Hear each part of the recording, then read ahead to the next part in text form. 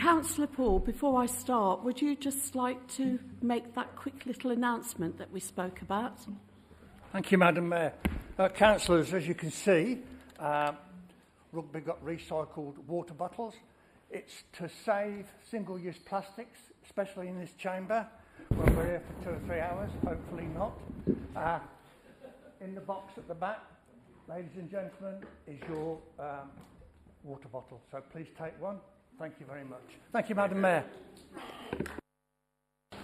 That's very nice thought, thank you. And I'll be watching you all throughout the year to make sure that you bring your bottle in.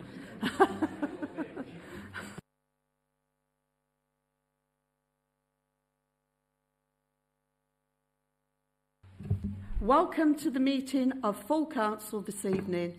I am the Mayor of Rugby, Councillor Maggie O'Rourke, and I'll be chairing the meeting this evening.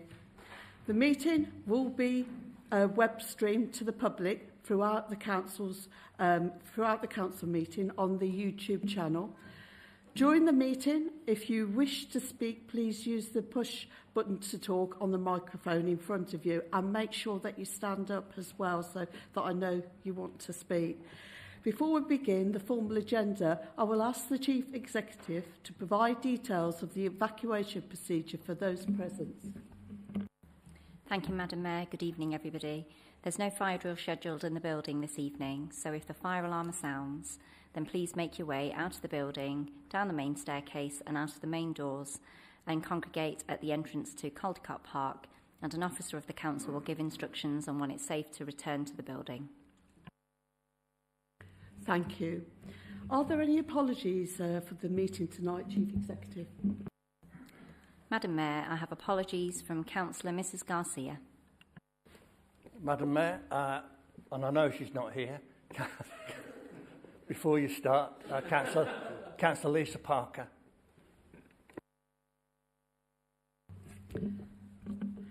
So, moving to approve the minutes of the ordinary meeting of the Council held on the 14th of June 2023.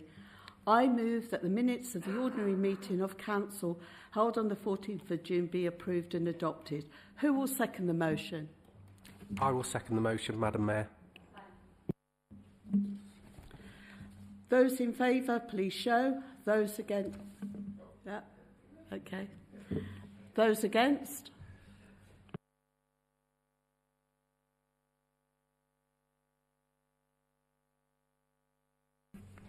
Can I remind, I'm doing declarations of interest now. Can I remind members that when they declare an interest, they must also declare the general nature of that interest?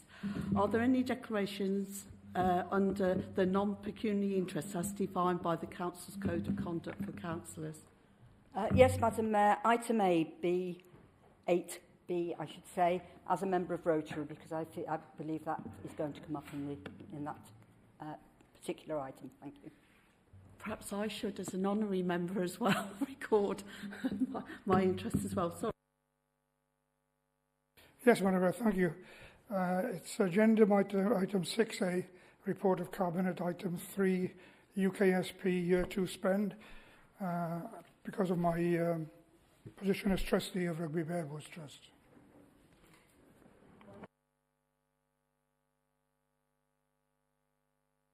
Defined by the Council's Code of Conduct for Councillors.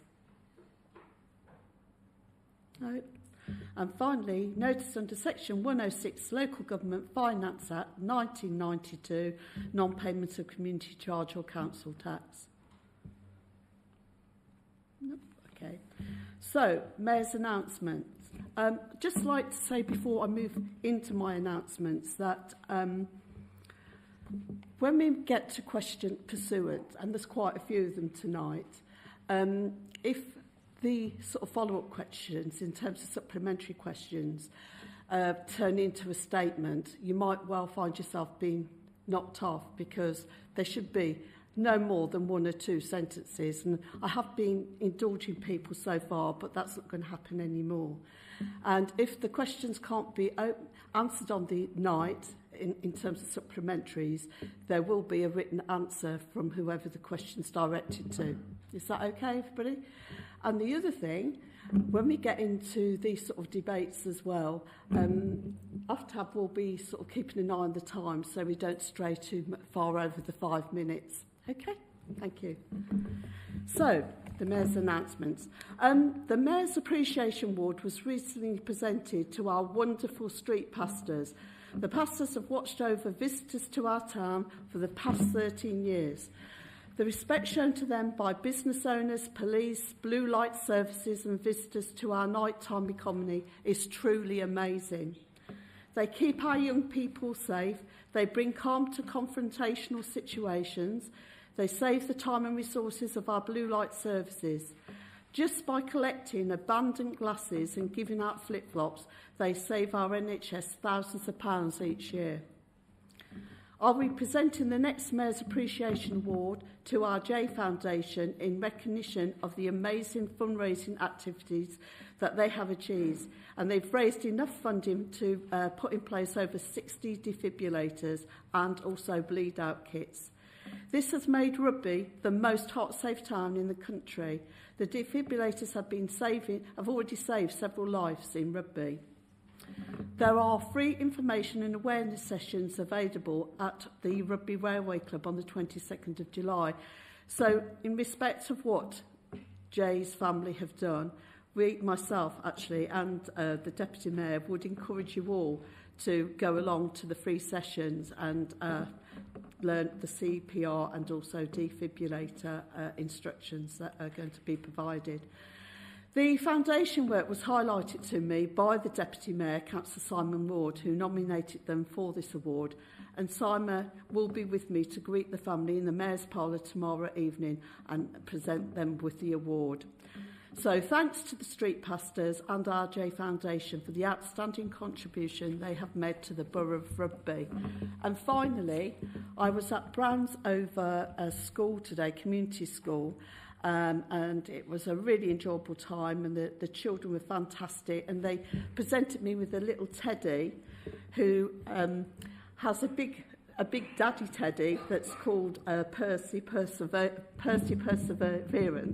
and I've named this little one Basil, and the children asked me, they said they were going to look into them tonight, if I'd bring Basil with me and give a little wave. So here's a wave to the children. Thank you.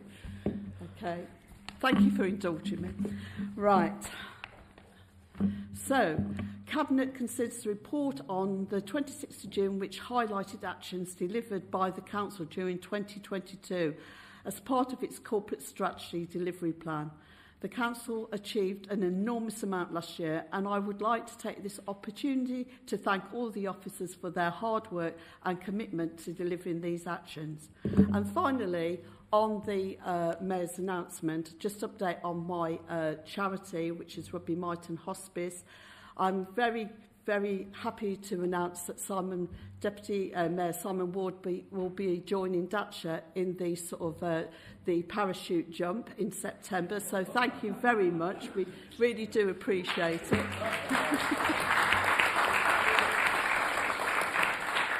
And I've just been informed that our two officers, Tom and Mike, are going to be doing a bungee jump for me as well. So thank you so much. And we've already had quite a few generous donations, and I'm hoping to make a big announcement this week about a very large donation. So I thank you all. I really appreciate what you're doing, and it's great to see both councillors and staff getting behind it. So thank you. Right. So questions pursuant. Are there any questions pursuant, Chief Executive? Madam Mayor, we have 9 questions this evening. The questions and responses have all been circulated to members prior to the meeting, and they've also been published on the Council's website. For those present in the chamber this evening, each question will be displayed on the screens. So the first question is from Councillor Mrs Mackenzie, who submitted a question for the Finance Performance, Legal and Governance Portfolio holder, Councillor Ms Robbins. Are there any supplementary questions? Yes, Madam Mayor, I have a supplementary question. I wanted to I'm really delighted that this is now going to become a key statistic that's in the performance report. Would the portfolio holder agree to review Rugby Brough Council's procurement process so that we can increase the percentage of goods further beyond the 55% and that we can make it easier for small and medium-sized businesses to tender to Rugby Brough Council? Reply? Yes, thank you, Madam Mayor. We always look at local businesses when we do procurement. We will continue to look at local businesses when we do procurement, and wherever possible, we will always use local businesses, small and medium. It's not always possible to use them all the time because obviously there are certain areas that are not available locally, but wherever we possibly can, we will, and this will continue to be a part of the KPIs. Thank you. Next question. Thank you, Madam Mayor. Question B is from Councillor Srivastava, who submitted a question for the Leader of the Council, Councillor Poole. Are there any supplementary questions? Yes, Madam. The report reply says about this small numbers has been affected. But what is the actual number? This will assess as to wider impact. Some communities are more affected than the others. Okay. Madam Mayor, I can't answer that question right now, but you'll get an answer in writing straight to you. Thank you. Please. Question C is from Councillor Ms Livesey. She submitted a question for the Leader of the Council, Councillor Poole. Any supplementary questions? Yes, Madam Mayor. The answer from Councillor Poole referred to the meeting in December 2022 with Severn Trent. My earlier question to the then Leader of the Council also referred to that meeting. Have there been any further meetings with Severn Trent since December 22 on the Green Recovery and Bathing Rivers project? If so, when were those held? And please can I be informed of any written consultation responses that the Council has submitted to Severn Trent about this? I'll also be asking scrutiny to take this issue up. Reply, please. Thank you, Madam Mayor. Thank you, Councillor Livesey. My deputy had a meeting with Severn Trent 2 or 3 weeks ago, and he will be briefing the council later on this evening. Next question, please. Question E is from Councillor Slinger, who has submitted a question for the Leader of the Council, Councillor Poole.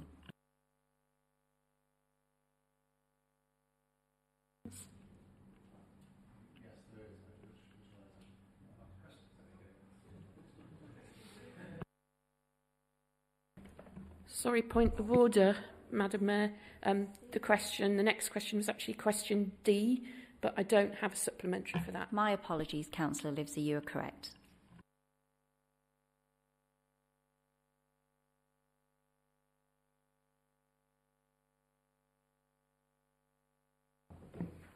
Thank you, Madam Mayor. Thank you, Councillor Poole, for your answer.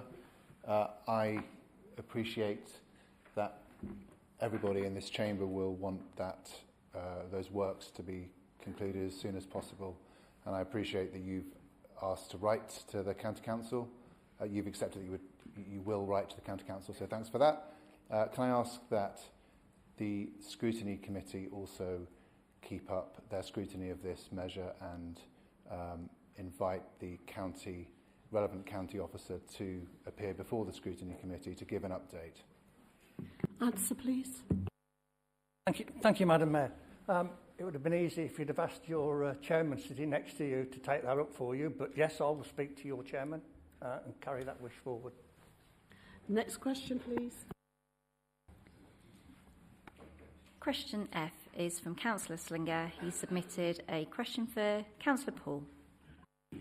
Any supplementary questions, please? Yep. Thank you, Madam Mayor. Thank you, Madam Mayor. Yes. I am also glad that the Leader agrees that these forthcoming changes are going to be are important and that you're going to, as this Borough Council, liaise and work with the County Council as it takes on board its new responsibilities around youth services. All I will say is that I'm going to ask my colleague here, and in fact you won't be surprised to hear, Councillor Poole, I already have asked him, and he said yes. But I think scrutiny should certainly take a look at this, because it is important, the role of Rugby Borough Council in providing youth services on behalf of the County Council. Thank you. Would Councillor Mystery like to reply?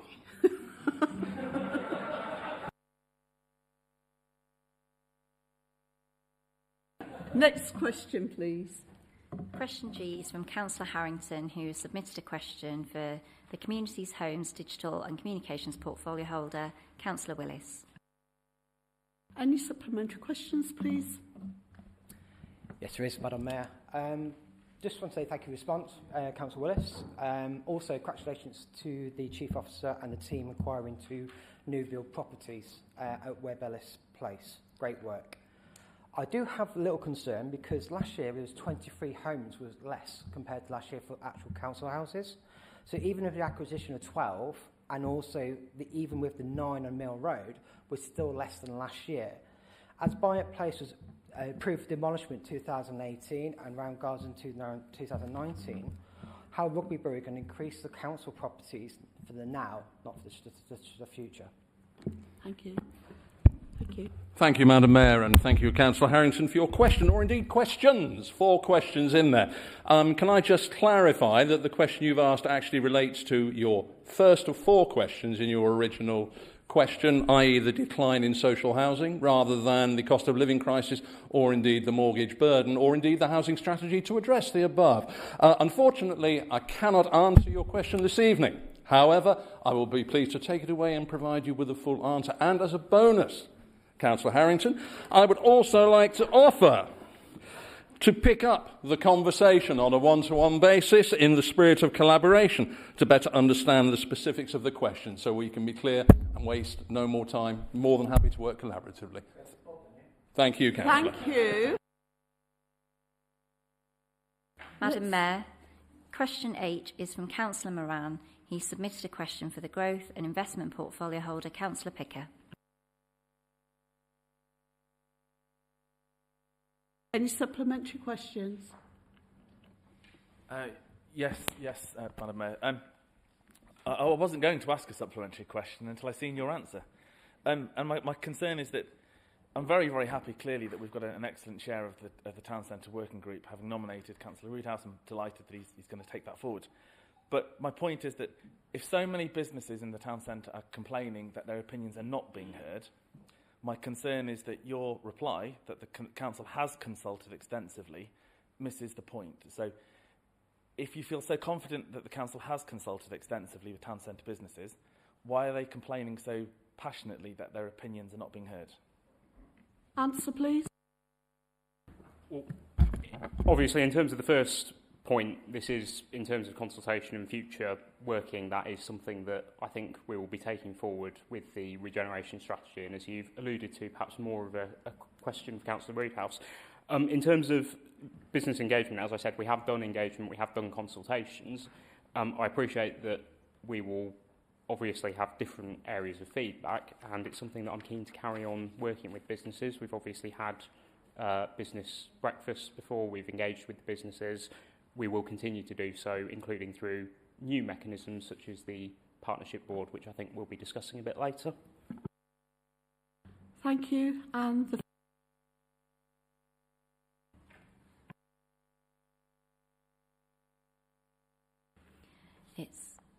the final question is question I from Councillor Mystery, who has submitted a question for the Leader of the Council, Councillor Poole. any supplementary questions? Yes, Madam Mayor. Just a quick reminder that it's good to see the reply on the Parkville Road. And when they build the bypass, it's taken almost 10 years to get here come September. So that's a welcome report on that part of from the leader. Can I ask the leader that to remind ourselves that there have been a lot of legislation Act of Parliament that as a council, it's our responsibility to provide allotment, and I don't want to leave it to the councillor responsible making decision at the planning stage. So I don't know how you feel. Answer, please. Thank you, Madam Mayor. Are you talking urban or rural? Because if you're talking rural, parish councils and people like that provide their own allotments. Okay, so you're talking urban. So when there's new builds, I will obviously work with you and anybody else to make sure the facilities are provided. Thank you, Madam Mayor. Thank you. So, moving on to item 6, to receive the report of Cabinet dated the 26th of June 2023. In submitting the report of Cabinet, if members wish to raise questions or to comment, will they please indicate that they wish to do so when I call the item? Item 1 and 2 of the Cabinet report have been withdrawn for consideration at a later date.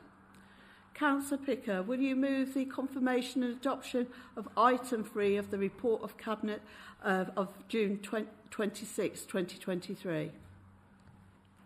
Madam Mayor, I so move. Paragraph 3, UK Shared Prosperity Fund, year to spend. Any speakers?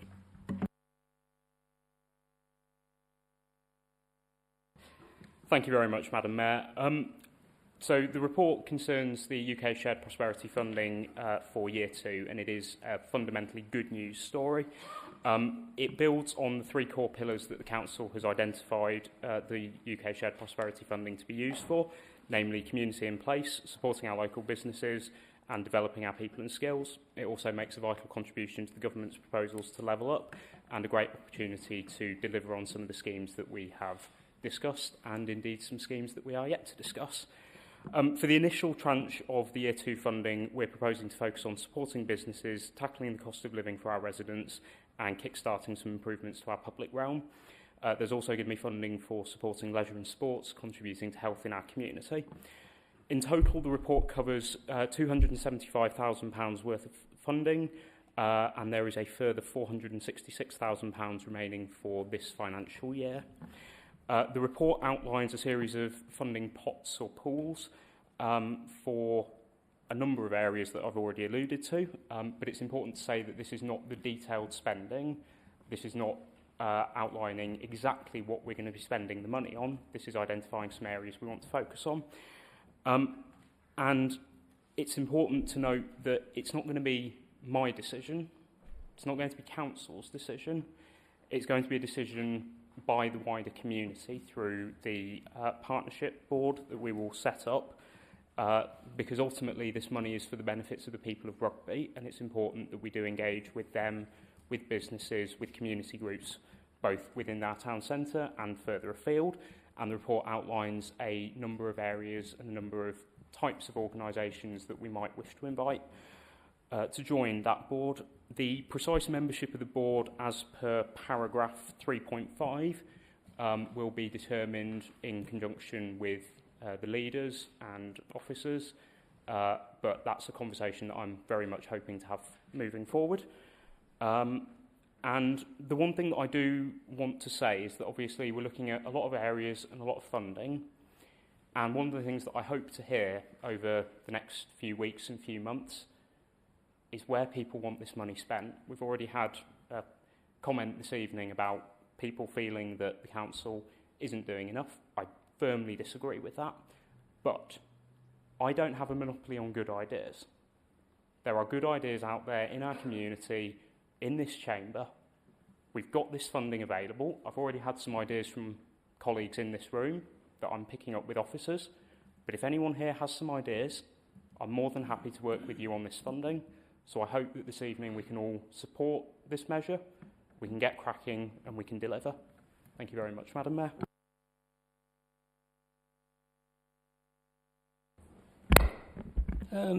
Thank you, Madam Mayor. Can I first start talking about the Town Centre Regeneration Group and turn to Councillor Moran? If I'm chairing that group, I would hope all sides working on that group across parties will collaboratively work together. But certainly my assurance is that we do need to get out there and be talking more closely to businesses and to shopkeepers and whatever. And that includes not just the local people that are local, sole traders, whatever, but also includes the national chains as well. And we need to be speaking to some of them slightly higher up the chain in the sense of why why rugby matters and why they should be here. So certainly I would hope from all sides around that table that we can actually work on that together. And certainly one of the ideas early on in the day is to do a walkabout within the town and to actually to understand in greater detail some of that, if you like, the granularity of detail that we need to get to and have that discussion in that group to arrive at recommendations. And I can assure you, if I'm sat at that table chairing it, we will arrive at decisions and we will arrive at actions, because there's just been too much talk and not enough action. And therefore, we need to shift on and move on, but we need to move at pace. Local government frustrates me, that's why I sometimes get really mad.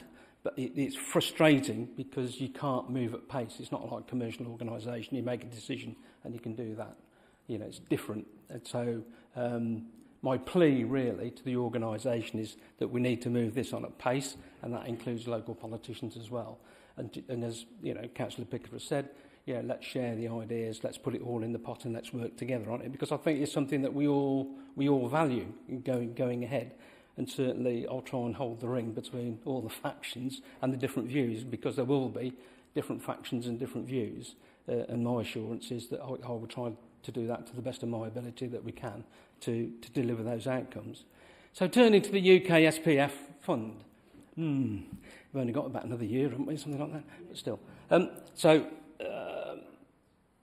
One of the concerns I have is about the 130,000 and the bits and pieces in the report where we talk about seed corn capital for businesses and small, medium enterprises.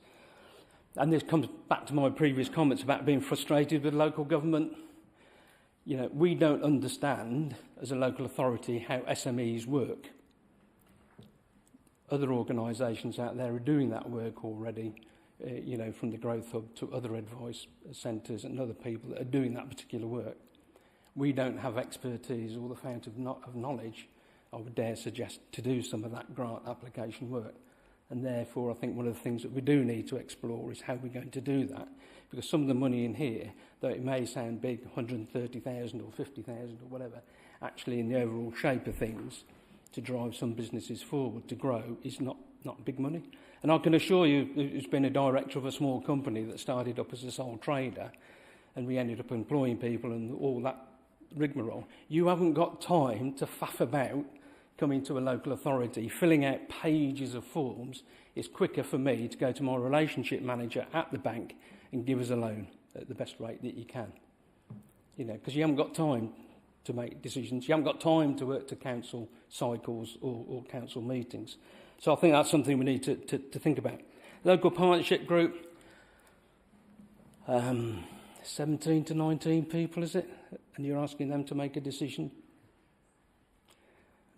I wonder whether one of the first things that will be decided that should be a small executive committee that sits underneath that of about 2 or 3 people that will actually be driving the larger group. I don't know, but it smacks to me. And whatever did happen to the local strategic partnership? That was here, it was going. Councillor Willis's predecessor kept saying, yes, we're going to do it, we're going to have a report, and this, that, and the other. Where did it go? What happened? Under Lee Hunt, who was chairing at the time, it did some good work and it did some valuable prioritisation work. We need that sort of body back, I feel, to actually do some of that work again.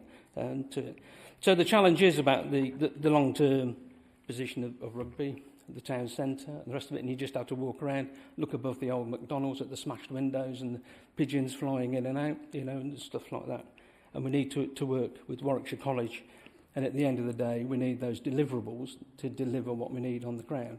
But this is a starting point, and it clearly says in the report, you want members' ideas, and certainly from the Liberal Democrat group, we'll be feeding that into you. Thank you. Just within the 5 minutes. Anyone else? Councillor Robinson, yes. Thank you, Madam Mayor. I really welcome the spirit of collaboration on the spending of this money, and I very much welcome the engagement with the community. I share some concern about the number of constituents within that partnership group, and I think the suggestion is sound to have a smaller group that perhaps is responsible for the decision making. I feel that what's sort of missing from the paper at the moment, and what I hope will be there in the next iteration, is some evidence base to support the decision making. So, and without that, my concern is that it will be a case of the loudest voice gets the money, because we haven't got a touchstone against which to measure ideas against. So, to give you an example of the kind of evidence base that I think is important, when we look at the ONS statistics for 2021, we can see that there are 2 wards in Rugby that are within the 20% most deprived in England. So if this is levelling up money, let's do a bit of levelling up within the borough and look at those wards and see how we could actually put some mechanism in place to make sure that where we have the biggest pockets of need, we are directing and targeting some of that spend, and we put something in along those lines. And just to further make the point, actually, because I looked at the statistics, so I'm going to share it with everybody, but the disparity between the lowest areas of social deprivation and our most affluent areas is 20%. So, you know, let's be discerning about where the money gets targeted. And then in terms of building that evidence base and those measures around the decision making, can we make sure, please, that then follows through in terms of the spend and the outcomes, so that when we come out the other end of this process, we've got some tangible, measurable outcomes from it. And my final plea would be that this funding ends in March 2025, and it would be wonderful to be able to see and measure at the end of that process some tangible legacy outcomes from this spend. So, you know, what can we build in here that's transformational, that will have an outcome beyond the end of the funding itself? Thank you. Any more speakers?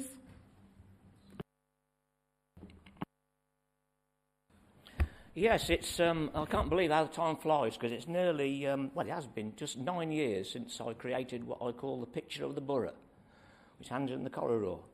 And during those 9 years, all the councillors have been walking in and out, passing that picture, because I put it there for a purpose. It's to remind us that the borough of Rugby is not just made up of the urban areas, it's made up of 58 villages and hamlets, most important. And I really want assurance that some of this shared funding, and I'm sure I will get it, that will be coming to some of those rural areas to make them sustainable once again. Thank you. Councillor Russell. Thank you, Madam Mayor. Just a quick question from me regarding the availability of funding. Can only existing businesses apply, or can new businesses apply for this funding as well? Councillor Brown. Thank you, Madam Mayor. Excuse me.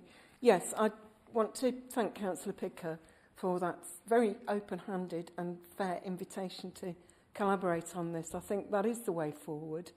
The speed at which we will have to work on it, given the time scale in which this has got to be spent, that's quite scary for me. And I like the idea of a subgroup that works underneath that partnership, that local partnership board. I think that might accelerate things. So I hope we can move forward on that. I just want to really endorse the statements that have been made about the importance of criteria here. What we've seen so far are aspirational statements rather than anything that's concrete in terms of, if this was working well, what would it look like? And I think I would have liked to have seen that even in this initial document. You know, if this is working well, this is what good looks like for Rugby. And the importance of criteria, Councillor Gillies, really, your point about rural areas underlines how important the criteria are for the work that we do on this, because yes, it has to include rural areas as well as urban, most definitely.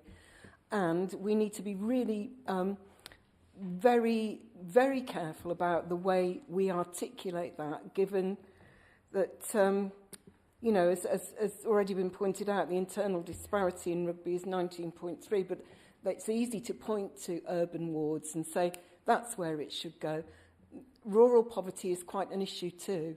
So it's bringing that in a way that makes sense, that I think is where we need to go. There's something about the way that we measure success that I would like to look more closely at.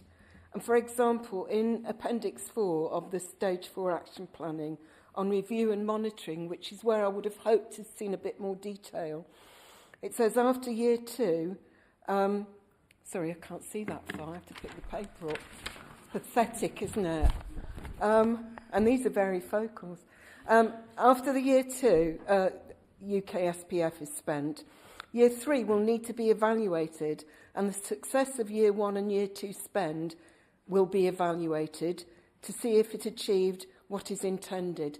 Now, you know, to me, that doesn't make an awful lot of sense in the context of a developmental document. I'd like somebody to explain the sort of nuts and bolts of what that really does mean. And I need much more detail on the local partnership board and how it will work. And that's not just idle curiosity. That's because I'm really very interested to see how that will operate. Thank you. If there's no more speakers, can I ask Councillor... Sorry. Madam Mayor, Councillor Picker, I'd just like to make 2 specific proposals for spending some of this money, particularly around the cost of living allocation. I'd really like to see some money being ring-fenced to support warm banks in the borough this winter, including in rural areas if required. And I'd also like to see some of the money used to purchase copies of a magazine called Quids In, which some councillors have already seen, which gives people who are suffering hardship ideas on how to manage their debt, how to manage their money, and to cook healthy food on a budget. It's well worth it, and I think it should be made available to our tenants and to other people via the CAB. Thank you. Councillor Picken, will you... Sorry, Madam Mayor. I was trying to be positive and collaborative in the sense that for the Labour Group, we want to work with you in terms of what we can this year. But I think just to be really clear in terms of responsibility as the portfolio holder and deputy leader and leader, it's your responsibility to set that vision and to be ambitious for rugby. After so many years of decline, the town needs leadership. And so I want to be clear, we'll collaborate because we want to do well for the town, but let's not avoid the reality that you're the group in control of the Cabinet and you've got to set the agenda, you've got to take us forward. And on that point, I want to say, we're in July, we're coming down for a summer break and it'll be September before we know it. We keep going on with these minimal agendas, and that vision needs to come through for rugby. So I'd implore you, please, to get going, get active, and we'll support you because we want the best for the town. Thank you. Is anybody else? No? Okay. Okay. Madam Mayor, thank you very much. I recall this county, this borough, doing a lot for town centre, and it seems that Councillor Moran is reflecting quite often on the town. Is that the town of Rugby, including the rural areas? I'd like to confirm that there has been a great deal done. And if I'm reminded that in April at the Ben Hall, there was an invitation by, I think it was the Chamber of Commerce, to the businesses in Rugby. It was well attended. I couldn't be there, and I know a lot of my councillors on this side of the chamber were there that day, and I'd love to know if anyone went up, hands up, if I can see any who attended that day, because it was, thank you very much, one across the chamber. Thank you. 2. As an example, we had the Rugby Bike Fest. There was a vibrancy in this town around those businesses. again over the time of Easter. Since then, we've had a crisis across the country in cost of living. Of course, that has an impact, but let's not push this towards being a council problem. It's across the board. It's across all counties that towns like ours are experiencing change. And I think it's very unfair to say that nothing has been done when there's a great deal that has been done, as Councillor Picker said earlier, on many different levels. So I would reflect on what Councillor Moran has just alluded to, that there has not been anything done and that Rugby is sort of a deprived town. You did make this statement way back when I was mayor, Councillor Moran, saying that, you know, Rugby was sort of a bomb site. I remember being quite unhappy about the way you said that. So let's be clear. Our town has been a thriving town, and it has potential to still be a thriving town. It has a great market, and we're doing a lot behind the scenes. So let's support those businesses that have been supported through the COVID period with grants and a great deal of regeneration. Those who have survived, it is absolutely brilliant and testament to their ability to thrive. And yes, Councillor Roodhouse alluded to the banks being supportive. That's one mechanism. Some businesses don't have those mechanisms anymore. They do need the very likes of what we've just explained, you know, collaborative group agendas with support by the Chamber of Commerce and Warwickshire County Council, who I know are very supportive. There are lots more programmes of engagement. Let's get on board and find out how we do that collaboratively. Thank you, Madam Mayor. Thank you. Is there anyone point of else? order, No, please. Sorry. There was a personal comment. I need to correct the record. You want to make a point of order? Yeah. I didn't say it was a bomb site. That was raised at the time. It's on record. I didn't say it was a bomb site. I said it had a bombed-out town centre. That's a property expression because of the relative decline, which I may add, Rugby has declined relatively more than other towns across the country under the 20 years of Conservative leadership. Thank you, Councillor Moran. Can we move on now, please? Councillor Picker, will you please reply? Well, I'm sure I can stretch out more than that. I said I wanted to get a conversation going, and I'm really pleased that we have got that conversation going, and I am pleased by the relatively collaborative approach that's been demonstrated. I'll pick up on a few sort of specific points that were raised. If I miss anyone out, I do apologise. Come and see me afterwards. So in terms of the points that were made by Councillor Mrs Robinson, Councillor Mrs Brown, in terms of how we will assess this spending and how it will be monitored going forward. So the grant applications will be assessed against criteria decided by the local partnership local partnership board. It won't just go to the loudest voices. There will be criteria that are set out that are yet to be agreed, but I'm sure we can share some draft copies very imminently. In terms of the money being spent, we do have to report back to the Department for Levelling Up Communities and Homes. So those will be quarterly replies. I will ensure that those are shared with all councillors so that that scrutiny can happen. But I do, again, just want to stress that it won't be the council deciding how the money is spent. It is really important that we focus on that approach with the local partnership board. That having been said, Councillor Roodhouse, you made a very good point about the unwieldy nature of some public bodies, and I fully share your frustrations with how long it can take in order to move things forwards, and that is something that we do need to be better at, and we do need to make sure that we deliver this at pace. So in terms of an executive that makes those decisions, I'm more than happy to look at that, and I would support such an approach. And speaking of membership of the Partnership Board, I don't think I've heard a better pitch than from Councillor Robinson as to get involved and join that Partnership Board. So if you wanted to be the Labour representative, I think that would be fantastic.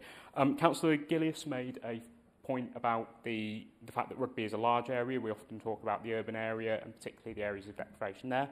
There are areas of deprivation in all of our wards, and it is important that the funding and the support is spread out amongst all areas of our community, and that's something that I will be taking forward, and I know that the council will want us and our residents will expect us to ensure.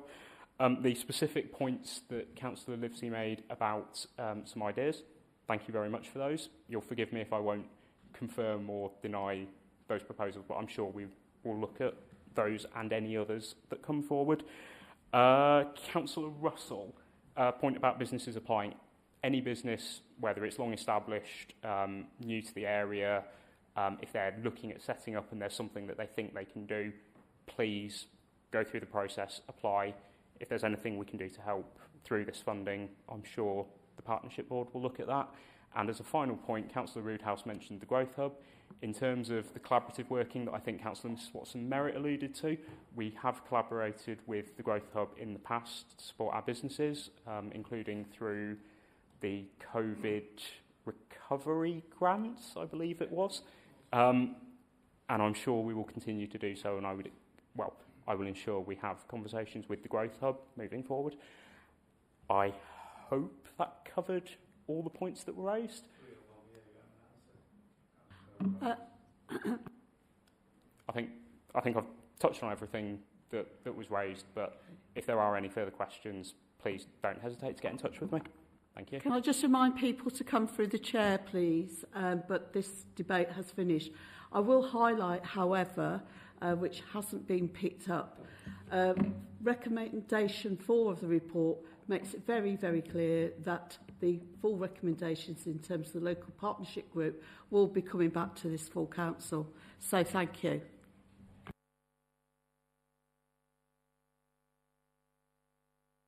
Councillor Daly, will you move the confirmation and adoption of item 4 of the report of Cabinet of June 26, 2023? Madam Mayor, I so move. So, paragraph 4, sports facilities improvements.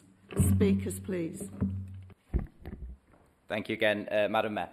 This report is to support and progress the appropriate use of Section 106 funding that has been contributed through development in the borough. The primary focus of the report is the utilisation and creation of approved budget codes for the Section 106 funding relating to the Corston area. Owen Road Recreation Ground is a Rugby Brough Council open space and leisure asset, and the developers' contributions were specifically sought for much-needed improvements to this location. It should be noted that the Section 106 funding has a signed legal agreement outlining Owen Road, and the funding cannot be spent elsewhere. Officers have engaged local sports users, namely Rugby Welsh Rugby Football Club, who wish to enter a partnership with the council, contributing significant funds from their club to support a development of the facility that would benefit their club and the wider community. The report also includes a request for Section 106 funding for outdoor sports provision to complete the full refurbishment of the council's athletics track facility. This will see significant improvement to the hammer cage and throws area and enable the Rugby Athletics Club to continue to strive and develop with nationally competing athletes. I therefore move the report as written. Thank you, Councillor. Thank you, Madam Mayor, and thank you to the portfolio holder. I think we'd all welcome the funding, and I've often talked about in the Chamber improving changing room facilities across, particularly in my ward and Paddock's ward, but across the borough. The council's strategy, rugby sports facilities and playing pitches strategy, is a 209-page document. It's from 2011 up until 2026. It has a large emphasis on there talking about individual sports and sports facilities. You know, there's a quote saying all sites should have good quality changing clubhouse facilities that meet national good governing body guidelines. Are we confident as a council that we've got that across all the facilities? And surely we should have more of a fleet of foot strategy, say 3 to 5 years, with a rolling programme of development, so we can mirror the improvements that we're seeing outlined today across the borough, and more of a focus on improving pavilions and changing rooms for all. Thank you.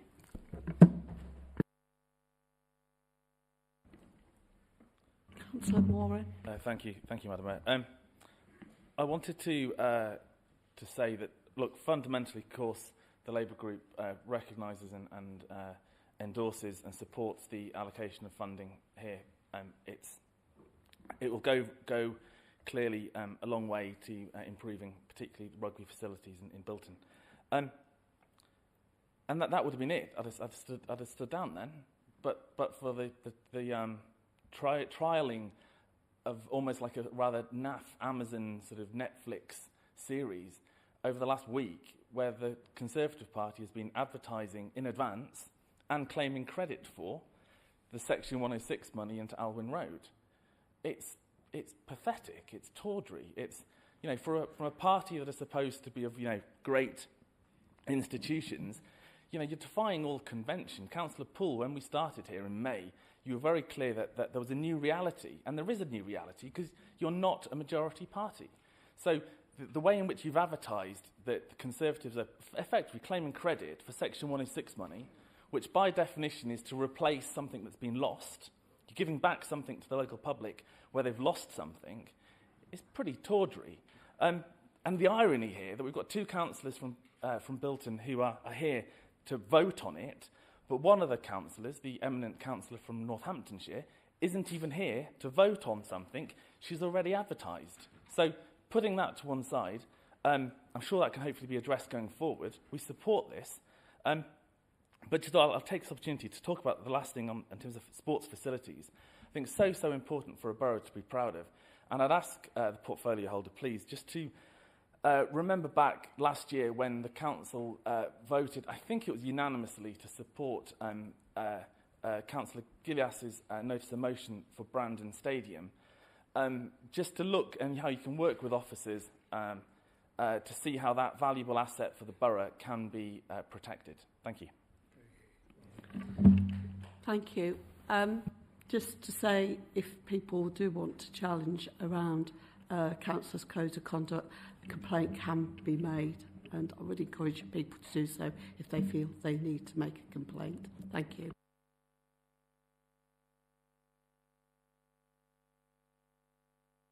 Councillor Sanderson. Thank you, Madam Mayor. Yeah, I welcome the money for the rugby athletics track. That would be most welcome. Because it's been used by lots of young people in particular. I have some concerns about the access and egress from the site regarding Trevor White Drive. It was hoped that Section 106 funding would go into that, and that pathways would actually be upgraded. It's in a terrible state of disrepair, and I'd like to see something coming forward in terms of Trevor White Drive and hopefully the walk to St Cross, so that people with disabilities can also share in the upgrade in that area.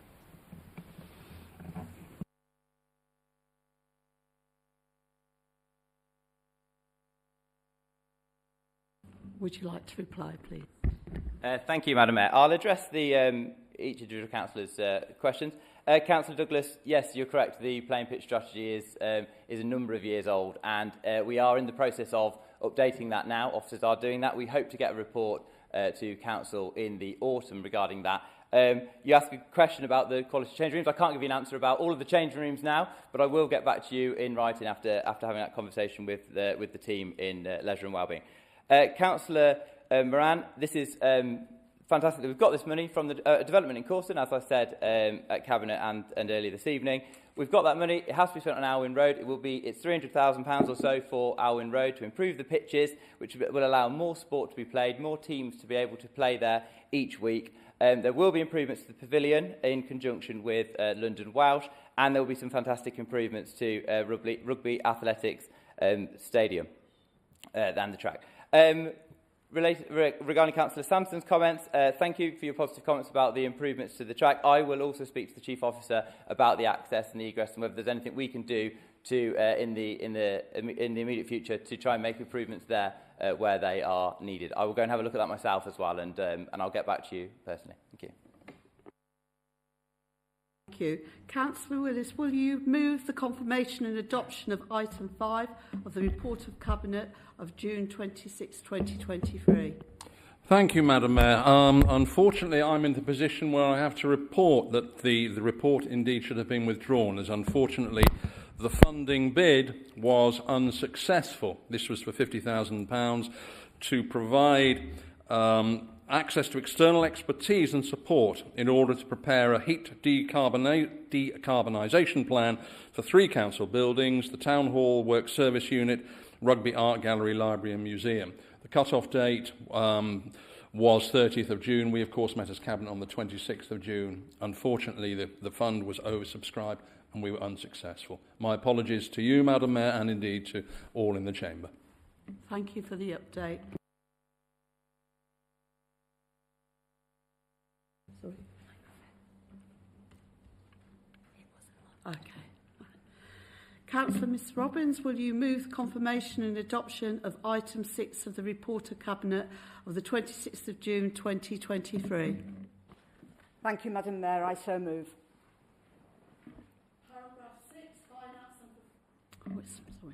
Paragraph 6, Finance and Performance Monitoring 2023-23 year end. Speakers, please.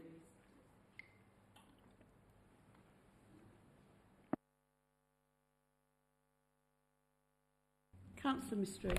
Thank you, Madam Mayor.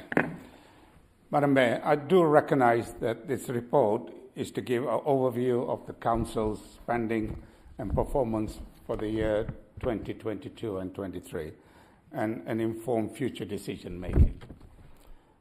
It is bleak reading when you examine each portfolio in the report, because throughout the report it talks about pressure on expenditure and income shortfalls. And where there are saving is through unfilled vacancies and one-off grants money. We are already into quarter 1 of 23-24. We'll see the same pressure because of the weak economic climate that we have. We can forecast a drop in the council income because the trend in the drop in the car park income, decline in the planning application submitted so far, reduction in the income from fees and charges will continue. So the trend is from 22-23 will be the same, I believe, in the coming year. Madam, it's very strange that we stand-alone commercial business, namely Caldecott Development Limited, CDL, which had been set up to generate cash stream for the council. Since 2 years on, we are still waiting for the company to get off the ground. In the report, we are claiming £105,000 in income through generating interest on a loan we have not yet borrowed. And I can't see the scheme getting off the ground in the current climate, economic climate. That is equivalent to nearly 1% on our council tax bill, so we've got to find some more corporate saving. Even on the HRA funding budget, there is a great pressure on the number of void property that require extensive repairs in the region of well over £280,000, which equates to a growth of 45%. That trend will continue because you'll see more people defaulting on their rent and you're going to get more people evicted. Madam Mayor, there is a great pressure on the cost because of the inflation which is still running over 8% against the target of government set at below 5%. That will have an impact on the procurement of the goods that this council buys. On the flip side, high interest rate obviously will generate more income, so there is a balance on that. And also in the report, as of March 31st, 2023, we had 54 full-time equivalent posts which are still vacant at that point, equated to about 13% of the budget. It has improved since then because I've spoken to their chair. But in the report, it just gives you that 20% of the leavers, people who leave, as a percentage of the headcount. In other words, 1 in 5 people are actually leaving. Obviously, there are people who have been filled. That brings in inexperience and has an impact on the delivery of the service. In addition, Madam Mayor, it puts unnecessary pressure on the current staff because which has a direct impact on the mental health, which has been recognized in the report. You only got to look at the rate of current sickness level, which is running at the percentage I asked, I haven't got it this morning. Just to give you a stat, for first quarter in 23-24, we've already had 1,600 days lost through sickness, which equates to about 50 weeks. I've calculated based on 35 hours, short-term sickness, and nearly 40 weeks through long-term sickness.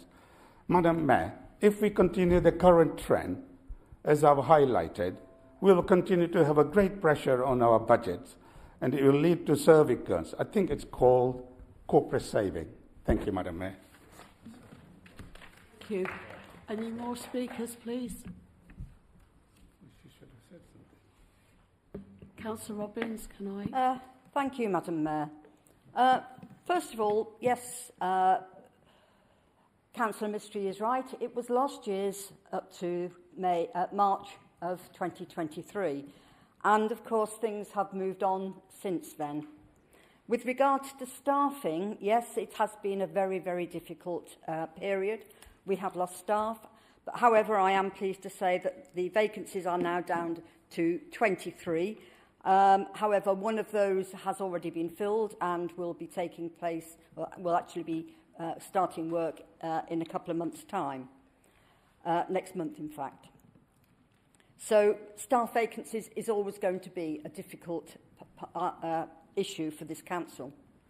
People come, people go, people leave, and finding people to take those vacancies across the board, not just in the council, but across all businesses, is proving difficult. So it's not just us, it is right across the board. Sickness, yes, is a big problem. It is something that we're very concerned about, and it's something that I often talk about with officers as to how we're going to get sickness down. Again, you know, if you've got an answer to that, I would love to hear it. Sickness has always been a problem with this council, and we need to tackle it, and we need to look at the reasons for it. Many of them may be overwork. In that case, as you've rightly pointed out, we need to address that side of it and make sure that we have enough staff that they are not overworked and that they are not going off sick. Morale is a very important part of this council, and we must ensure that our staff have good morale and that we actually try and boost that morale, ensuring that those places are filled. With regards to, what else was it you asked? The reserves. Obviously, it is a difficult time at the moment financially, as Councillor Mistry is well aware. And we will, like all businesses and all councils up and down the country, we will find it very difficult. However, that is the reason that we need to put contributions into reserves, as we have always done in this council. We have always been very prudent, as Councillor Mistry knows. He's been here as long as I have, so he's well aware of how this council has always been run, even when Labour were in charge. And we do have to look after the pennies and make sure that we have enough reserves to cover any shortfalls at the end of the year. And we always do that. We always have done that. And we will continue to do so. If there's anything there I've missed, Councillor Mistry, please let me know and I will come back to you in writing. Thank you. Thank you, Madam Mayor. Thank you, Councillor Robbins. I now submit for confirmation and adoption the whole of the report, subject to items 1, 2 and 5 being withdrawn. Those in favour, please show. Thank you. Those against? No. The motion is carried. To receive the report of officers, the next item is to receive the report of the Chief Executive set out at item 7A of the agenda. The report concerns an urgent decision taken under the delegated powers with regard to appointments to Corston Parish Councillor. Councillor Mrs Robbins, will you move the report, and who will second the motion? I move the report, Madam Mayor. Madam Mayor, I'll second the motion. Those in favour, please show. Thank you. Those against, please show. The motion is carried. Notice of motion pursuant to Standing Order 11 set out at item 8 of the agenda are 2 notices of motions. In accordance with the Council Standing Order, I consider the motion should be dealt with this evening. Councillor Roodhouse, will you please move the motion set out at item 8A of the agenda, notice which has been given under Standing Order 11? I so move, Madam Mayor. Who will second the motion? I will second the motion, Madam Mayor, and I reserve my right to speak. I call on Councillor Roodhouse to speak to the motion. Thank you, Madam Mayor. Won't take too long, I hope. Turning to the opening paragraph, really, it was great to see the council take part in No Mow May, and also parts of the town and the grass and the rewilding areas did look absolutely brilliant, I have to say, you know, and all good stuff for that. However, we moved beyond No Mow May into June and July, maybe parts of August, September, October, November, not quite sure, because I'm not clear what areas we are actually rewilding or leaving to grow. That's just point one. But the other bit was, it was quite dismaying to see the teams go in, mow the grass at that point, leave the grass, and some of it was quite long in areas around the roads, and then get the blower and then work staff going down pavements and just literally wafting it out into the roads, you know, so it goes into the drains, potentially blocking drains and all those particular items. And in fact, I did report into the council a few roads where it just looked absolutely disgraceful mess, actually, and gives you no pride in the town and the work that should be done. That's sort of point 52 probably, no, that's point 1.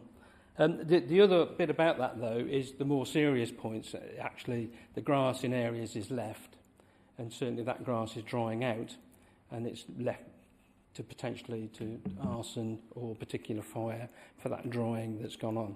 And I know my colleague, Councillor Mackenzie, can relate to particular instances of where that's happened as well around the borough. And therefore, it's a quite clear indication to me about the changing weather patterns that we have and the way that we're going forward in relation to this. So the word is adaptation, as Councillor Timms will know, in all due well, and has produced a very good report at County Council level around adaptation. Yeah. Well, you know, you shouldn't have produced such a good report. And I'll be saying the same tomorrow at Cabinet as well about the energy strategy. So there you go. It's very good. So, sorry, I detract. But the point is around that, and it's about adaptation, how we actually adapt the policies and how we move around. And Councillor Livesey's point about Severn Trent and particular other services that are provided, that we do actually need to look at that from flash flooding and so on and so forth. And it's good to see that the Deputy Chief Executive is right alongside me with the Climate Change Group at the same time and is circulating some documents at the moment which we need to get on and adopt. So I hope the whole Council will adopt this motion tonight that's being presented to you.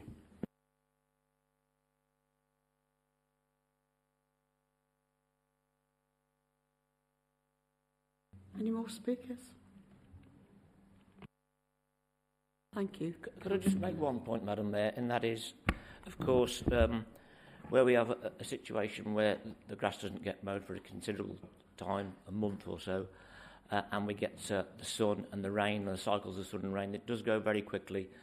And something that's just come to mind is an accident some years ago now, where the road junction was unclear because of the length of the grass, and all 4 occupants of a car was killed on an accident near Monks Kirby. Now, safety is paramount on the highways, and all grass cutting, hedge cutting, trees cutting need to be done to keep motorists, pedestrians, motorcyclists and cyclists safe on our roads. Thank you.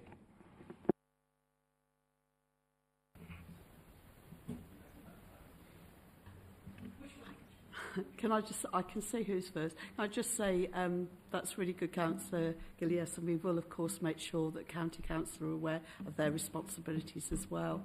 I think you were first, Councillor Sanderson, is that right? Yes. Thank you, Madam Mayor. Very much welcome the No Mow May, welcome the wildflower and examples. Certainly what we saw on Whitehall Recreation Ground was marvellous. However, long grass that's then allowed to dry becomes straw. Straw is extremely combustible. Living near to the Great Central, we've had grass fires up there before, and those grass fires can move quicker than you can. Anyone in this room can. So we do have to be aware there are significant health and safety issues. Whereas my colleague will point out other examples. It also does affect the highway, because once that straw has been set alight, it wafts over the roads and visibility is down to nil. So I think this should have been tackled a long time ago when we introduced changes to the grass cutting. I think it's a leftover from a previous administration, and it now needs to be put right. Thank you. Councillor. Thank you, Madam Mayor. I just want to come back on a point that Councillor Roodhouse made. I think I can remember the specific example on the Abbots Farm estate where that grass was cut. It had got quite long by the end of May, and when it was cut, it did leave a mess on the road. And I was glad to see that officers actually reacted very, very quickly. And I think it was cleaned up within 24 hours. And I would just say to all councillors, if there are any areas within the borough that we think have been left untidy after our grounds team have been up, please feel free to contact me, and I will try and get that sorted wherever that's possible. Thank you. Thank you. Any more speakers? I would just like to just add one thing onto this, and it's almost anecdotal, but I actually personally live in Corston. It's not my constituency, but I live right by a green space which is mown every about 3 weeks. And at least once a year, if not more than once a year, we have to put out a fire on that green space because it gets, so long, gets cut, dries out, and we're getting hotter temperatures.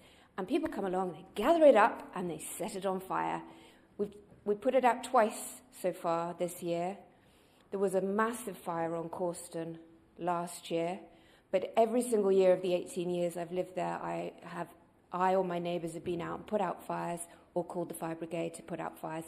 I think it should be a legitimate concern going forward with the increased temperatures, the more erratic rainfall. That means it is more likely to dry out, and also the fact that we are more prone to flash flooding, and therefore we don't want to be contributing to flash flooding of our neighbours and our constituents. Thank you. Councillor Picker. Thank you very much, Madam Mayor. I think there's almost two issues bound up with this notice of motion. The first is the sort of operational side that my colleague Councillor Daly has alluded to in terms of how we respond, and then there's the broader issue of adaptation that Councillor Roodhouse referred to, and perhaps how we move towards dealing with some of these challenges and how we improve the resilience to the changing climate as an organisation. So I just want to say, as a member of the Climate Emergency Working Group, I'm very happy to look at this and see if there are areas we can make improvement through that body.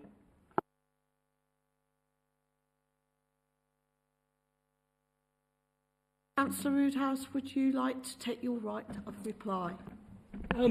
Just a quick point. I hear what Councillor Daly says, and I very quickly took those photographs, and it was copied into you and to the chief officers, and I would expect something to happen within 24 hours, I can tell you, and if it didn't, it would be up to the chief executive and beyond. So, the point is this.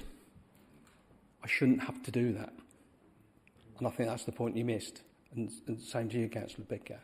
We shouldn't have to do that, because the teams that are going out there and doing the work should have the pride that they're doing in the work to take the grass away and not just to blow it across into roads or to blow it here and the rest of it.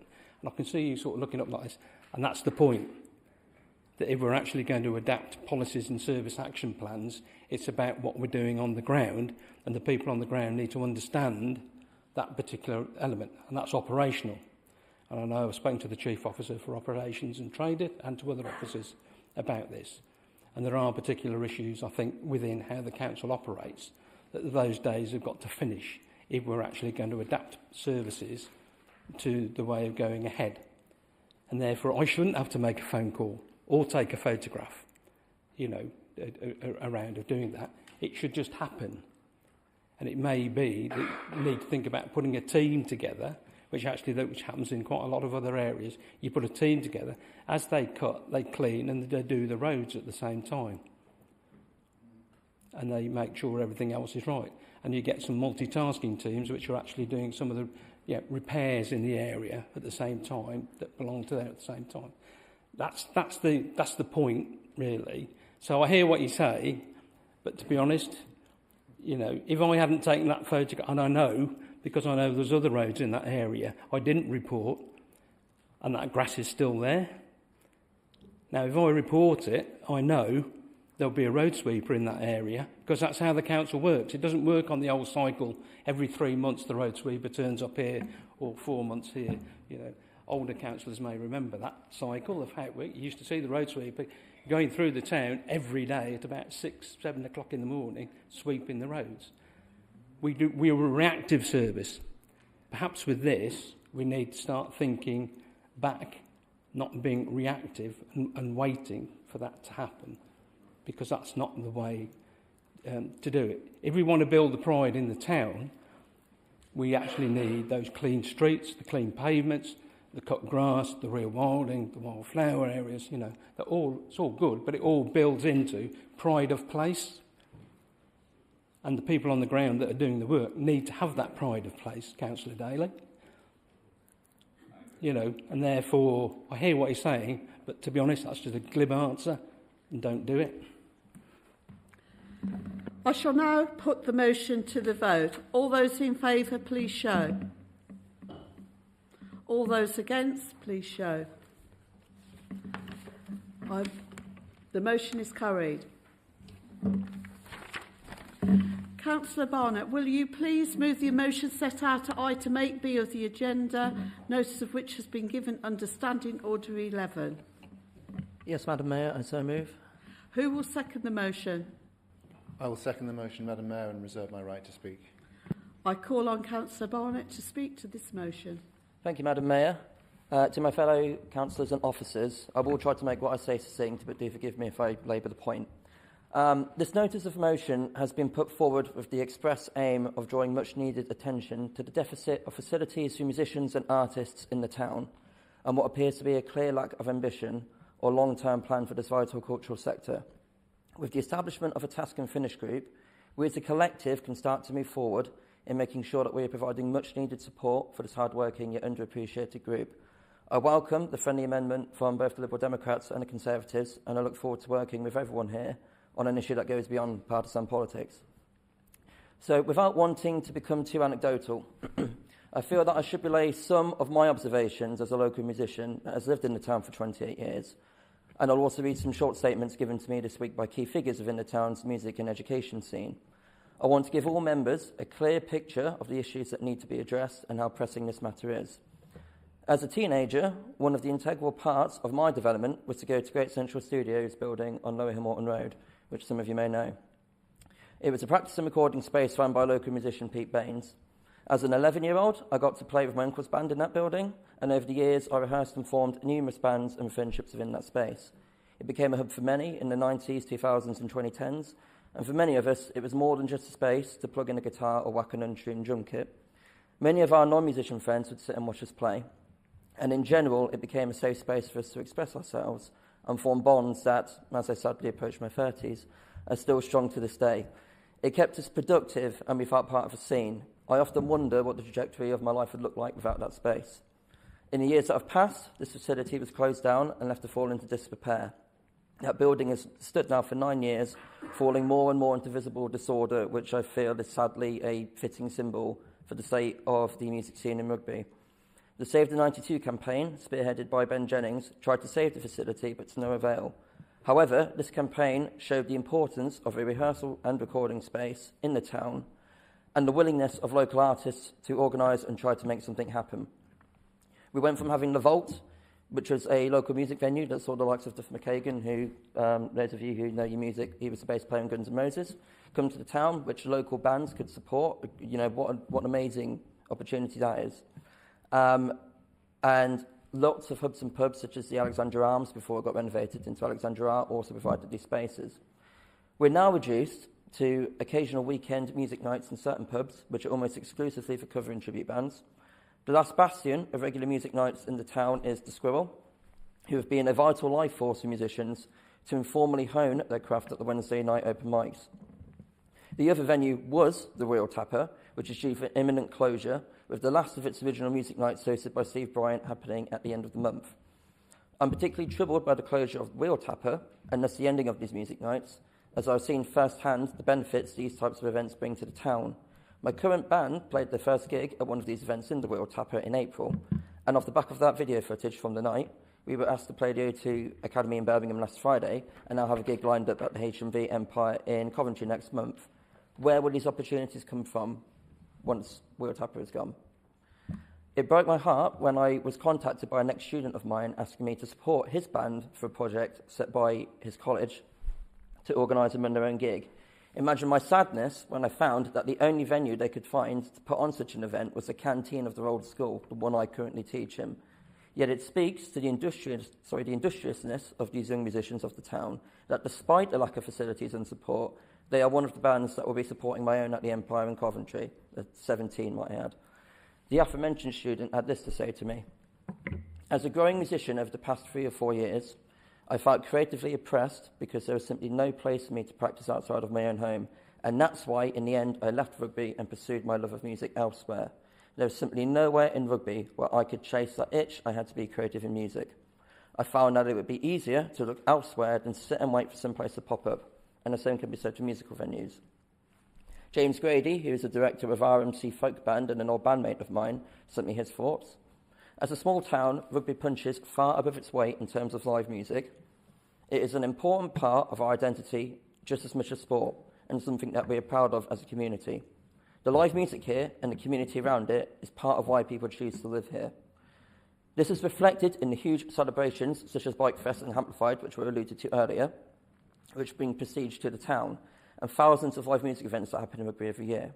But despite this, there is nowhere to practice. It won't survive just by crossing our fingers and hoping for the best. The old rehearsal rooms on Nowhill Morton Road were lost to a private dispute with the gym, and that building has been left to rot. After almost 10 years, the private sector has not filled this need. Okay, so I'll just wrap up very quickly. I do have other statements, but I won't go through them because I am labouring the point. I will just say, though, I don't want to seem overzealous, and I am well aware that the steps for improvement in musical and artistic services will be incremental. We cannot just magic this out of thin air. So again, I do welcome this friendly amendment, which shows to me that everyone in this room is in agreement that deliberate and purposeful steps need to be taken now in order to shape our approach on this matter. But we should be ambitious with this, and it would be a great disappointment to many rugby residents if we kick this into the long grass. Rugby is unofficially referred to as Memphis of the Midlands by surrounding towns and counties, owing to the quality of our musicians. Let us do something now to live up to that name. Thank you, Madam Mayor. Any further speakers?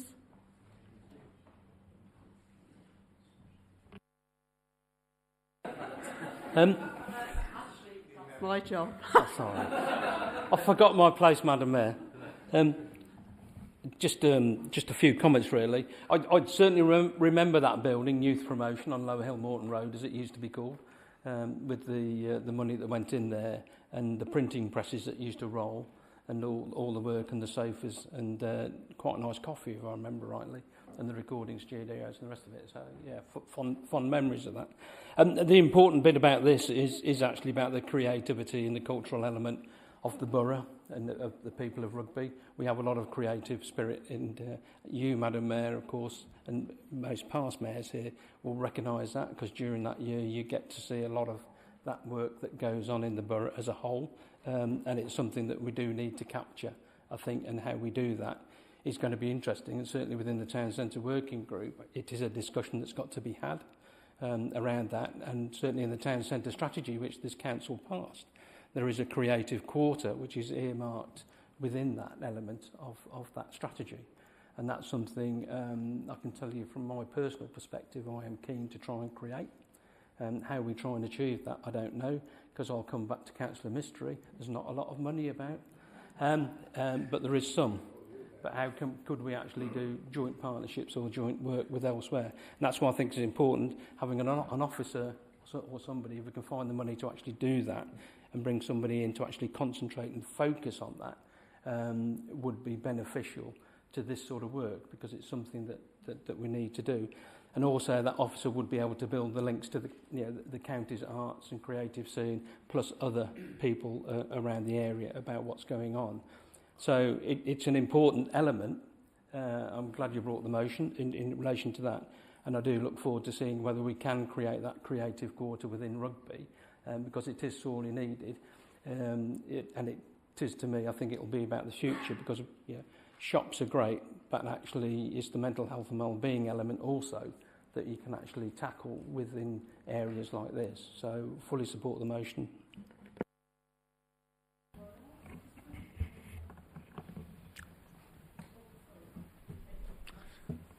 Thank you, Madam Mayor. Yeah, I'm glad to move the amendment to the motion.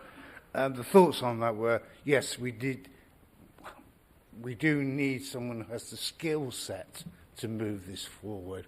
Tom Kindorf's team's a brilliant team. They work very hard indeed, but most of them wear more than one or two hats, doing a lot of functions. They're not really geared up to do a lot with the music scene. I mean, I've got my wish list. I remember 92 Lower Hill Morton Road. You'll be sad to hear they're actually going to demolish it quite shortly.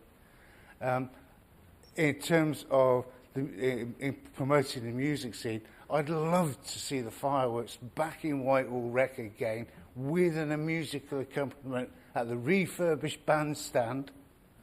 Let's make that part. Let's make a real musical and firework extravaganza there, rather than send people up on a bus up to Winfield Rec, where most of them stand out in the middle of the road, and where it's an absolute mess. And I'm sure Councillor Robbins will know what the mess is like up there when the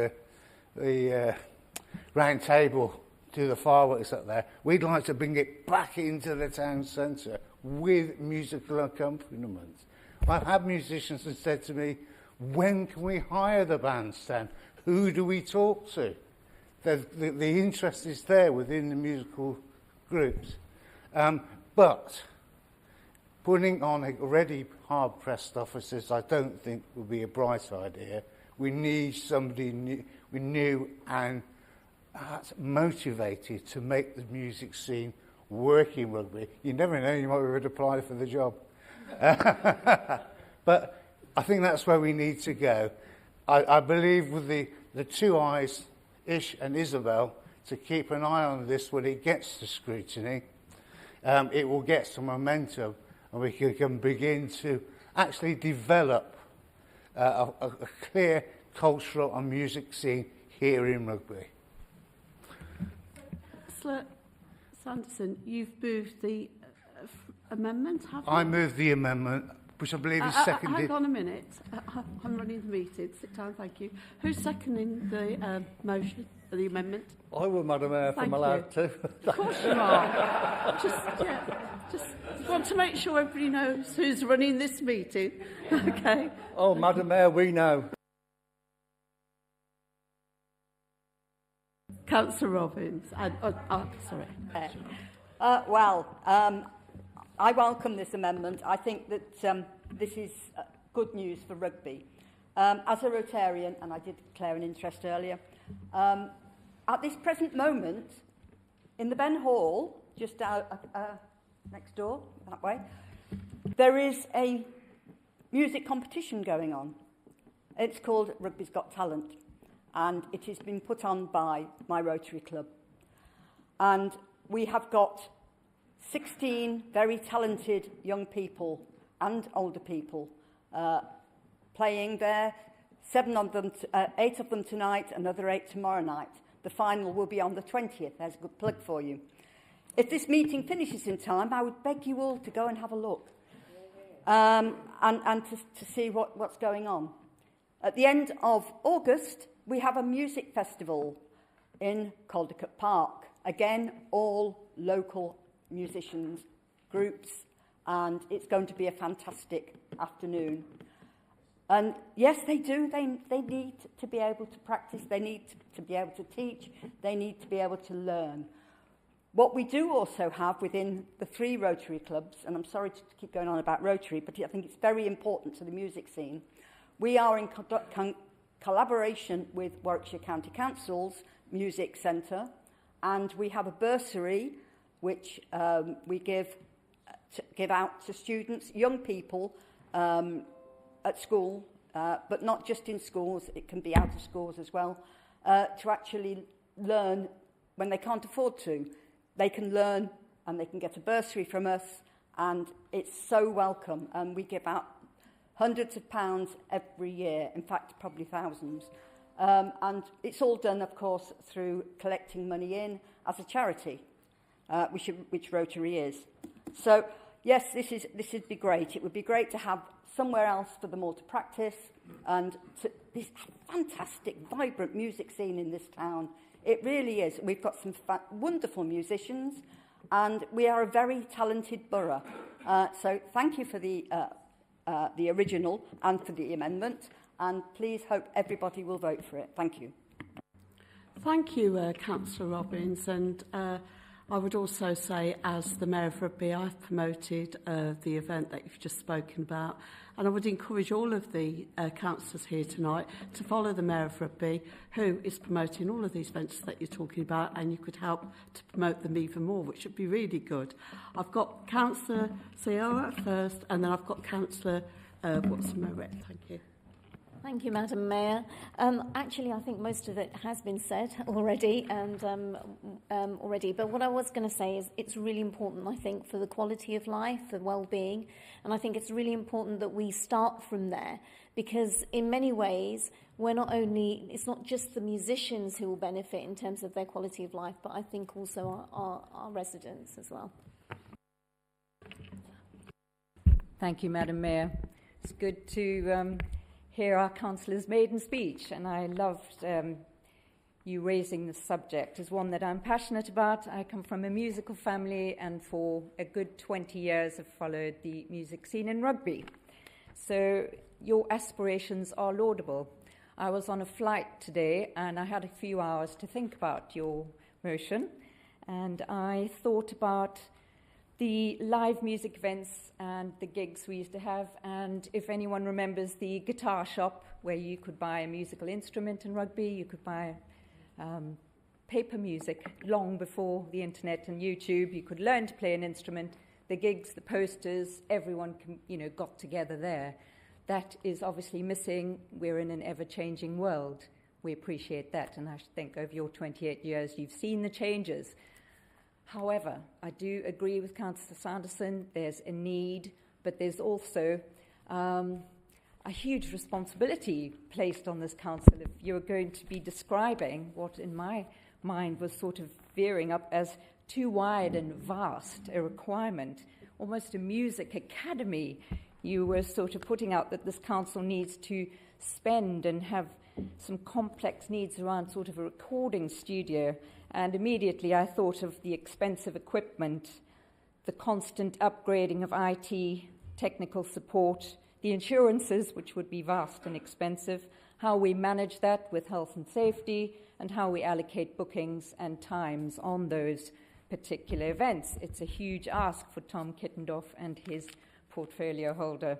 So we ask ourselves, what would we be doing? Aren't we already replacing some of the existing theatres, some of the existing schools, albeit private? There are areas for hire, one of being the Venn Hall, a great big venue. I applaud Rotary for their very diverse, I think, third or fourth year of involvement and investment, fourth year. But we obviously need to explore existing fundings and grants. So I went online to see where Rugby Brough Council would spearhead such a request.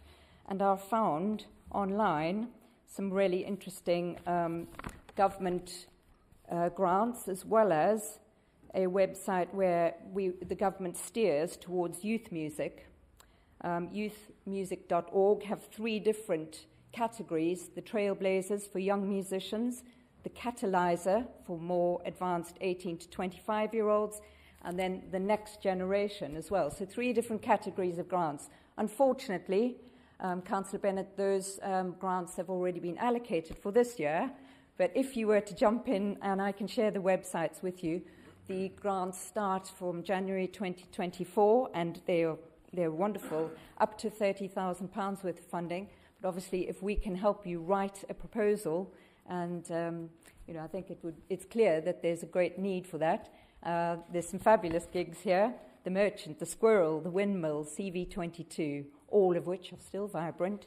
And yes, I agree, we do lose musicians to neighbouring Leamington Spa, Stratford-on-Avon, and sometimes it's only because the musicians are finding paid gigs.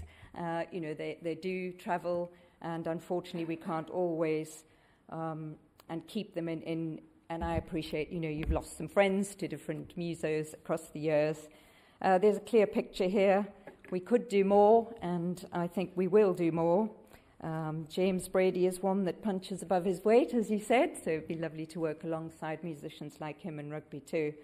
But I think this council has done a lot for integrating across the different pubs and clubs.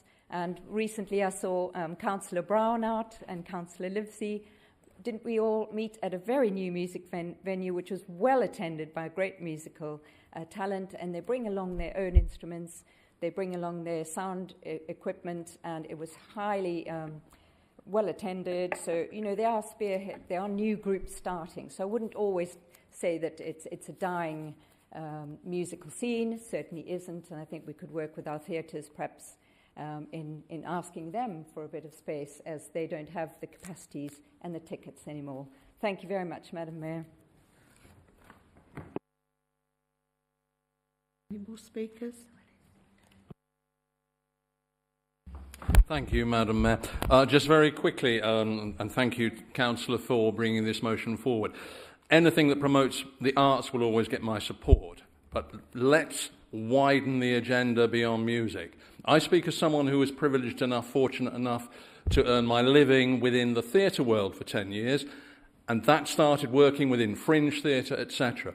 If we are going to go down this path, let's look at widening the agenda if indeed we can. Thank you, Councillor. Thank you, Madam Mayor. Vicar.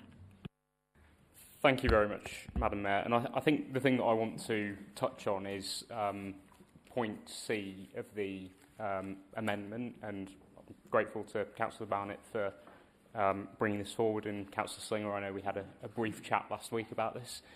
I think what we have as a council is the ability to bring different organisations together.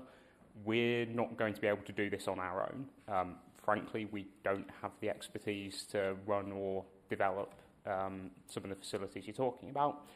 What I think that we would potentially be able to do is look at the ways we can bring others together, see what pots of funding are available. As a member of the Town Centre Regeneration Working Group, I'll certainly look with interest and a degree of self-interest on this one, because although I have essentially zero musical talent at this stage, I played the trumpet very badly many years ago. The thing that I didn't realise that I would miss until the world shut down was live music, and it is enormous for a lot of people. And since things started to get back to normal, I've made it my business to try and get to as many gigs as I can, both locally and further afield, and I look forward to continuing to do so. Councillor Ward. Thank you, Madam Mayor. Yes, I just wanted to make one point, which is we're talking, I think, quite a bit about the urban side, and I just want to make the point as a rural councillor that obviously rural as well. And the point I want to make is last year I chaired the Long Lawford Village Festival, and the first thing I found, which was really surprising when we reached out, was, are there any local musicians? And I was overwhelmed just in the village alone how many there was. And the only reason I'm saying the point is obviously it's the pubs as well, village pubs, rural as well as the urban side, because I know we've got these venues, but yeah, I just want to make that point that it's the rural as well. Thank you.